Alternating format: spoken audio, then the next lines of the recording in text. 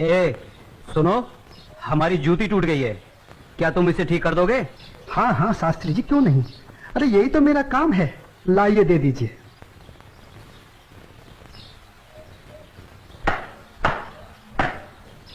लीजिए शास्त्री जी, आपकी जूती ठीक हो गई।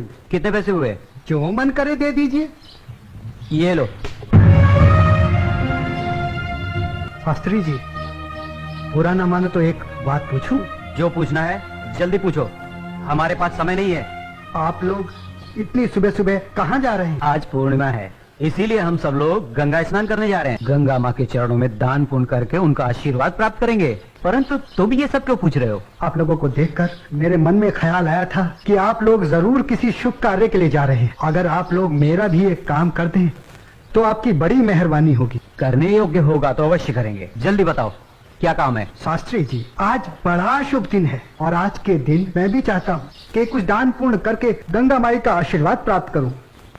शास्त्री जी, मेरी तरफ से ये दमड़ी गंगा माई को अर्पण कर दें तो आपकी बड़ी मेहरबानी हो। ठीक है, दे देंगे। लाओ। ये क्या बात कर रहे हैं? ज्ञानी होकर अज्ञानी जैसा काम करते हैं। क्यों, क्या हुआ? राम राम, आंखें होते हुए भी अंधों जैसी बात कर रहे हैं। ये छोटी जाति से है। अगर इसकी छुई हुई दमड़ी आपने छू ली तो आप भी अपवित्र हो जाएंगे। गंगा जी में डुबकी लगाने के बाद भी पवित्र नहीं हो पाएंगे। राम राम राम राम। हाँ, तुम ठीक कह रहे हो। सुनो, तुम अपनी दमड़ी इस पत्थर पर रख दो। जैसी आपकी आज्ञा। ओम पवित्राय नमः। हाँ, अब ठीक है, अब आप इसे छू सकते हैं। ठीक है, चलो। शास्त्री जी, एक प्रार्थना और थी। आप क्या है? शास्त्री जी, अगर गंगा माई स्वयं हाथ बढ़ाकर मेरी ये भेंट स्वीकार करें तभी दीजिएगा, अन्यथा मत दीजिएगा। अगर स्वीकार करें तो बोल दीजिएगा ये तेरे भक्त रविदास ने भेजी। ठीक है भाई, हम ऐसा ही कर देंगे। चलो चलो चलो।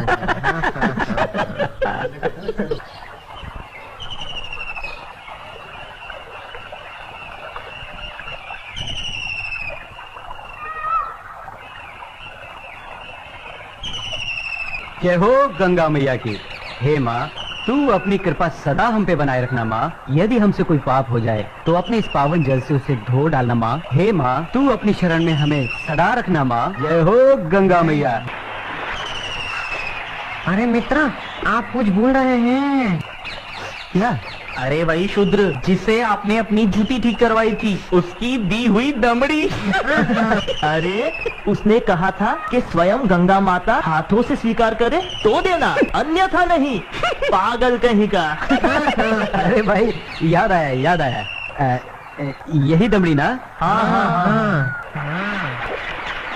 हे गंगा मैया, ये दमड़ी उस शुद्ध रविदास ने आपको भेंट करने के लिए दी है और ये भी कहा है यदि आप स्वयं अपने हाथों से इसे स्वीकार करें तो ही हम आपको दें। जय हो गंगा मैया। अरे गुरुजी, आप भी क्या उस शूद्र की बातों में आ गए? भला ऐसा भी कहीं हो सकता है कि स्वयं गंगा माँ अपने हाथों से उस शूद्र की भेंट स्वीकार करे?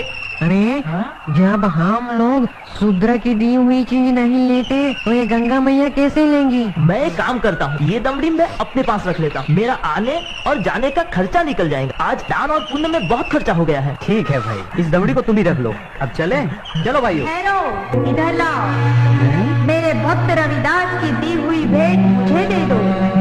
मैं अपने भक्त की भेंट स्वीकार करती हूँ। मैं अपने भक्त की भक्ति से बहुत प्रसन्न हूँ। लाओ, वो दमड़ी मुझे दे दो।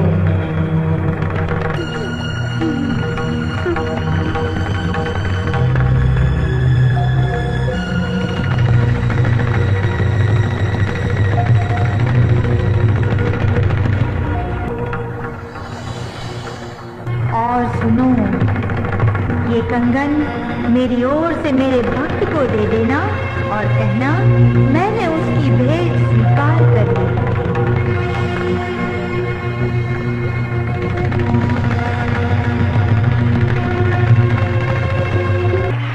चलो भाई, चलो यहाँ से जल्दी चलो। ये मुझे लगता है ये जरूर उस शूद्र का फैलाया हुआ कोई माया जाल है। चलो। गुरुजी, हमारी आंखों ने जो देखा और हमारी कानों ने जो सुना, क्या वो सच था? वो तो एकदम सच था, किंतु ये बिल्कुल सच नहीं था कि गंगा माँ ने स्वयं अपने हाथों से उस शुद्ध रविदास की भेंट स्वीकार की। और मुझे तो लगता है ये शूद्र रविदास कोई बहुत बड़ा मायावी है। हाँ, मुझे भी यही लगता है। मैं अपनी आंखों और कानों पर अभी तक विश्वास नहीं कर पा रहा हूँ। परंतु एक बात मेरी समझ में नहीं आ रही कि इस तरह के मायावी चमत्कार दिखाकर उस शूद्र रविदास को क्या प्राप्त होगा। प्रसिद्धि। हाँ हाँ, प्रसिद्धि। वो यही चाहता है कि हम उसके इस माया जल को चमत्कार समझें। तो आगे की कहानी मेरी पूरी तरह से समझ में आ गई। वो शूद्र यही चाहता है कि उसके इस चमत्कार की चर्चा हम पूरे राज्य में करें, जिससे राज्य के भोले भाले लोग उसे गंगा माँ का सच्चा भक्त समझकर उसकी पूजा करने लगे। आप बिल्कुल सही कह रहे हैं। लेकिन इस कंगन का क्या करें? अरे करना क्या है, दे देते हो शूद्र को। राम राम, कैसी मूर्खों जैसी बातें कर रहे हैं। ऐसा करते हैं, इस कंगन को महाराज के पास लेके चलते हैं। वो जरूर हमें इस कंगन के बदले में उचित इनाम देंगे। हाँ, यही ठीक रहेगा। तो चलो महाराज के पास चलते हैं। लेकिन उस रविदास के बच्चे से क्या कहेंगे हम? अरे हम उसके घर के सामने से ही नहीं जाएंगे। हाँ, बिल्कुल ठीक है। और वो इतना अंतर्यामी तो है नहीं। अरे उसे तो पता भी नहीं चलेगा कि गंगा माँ ने उससे देने के लिए कोई कंगन दिया भी है या नहीं।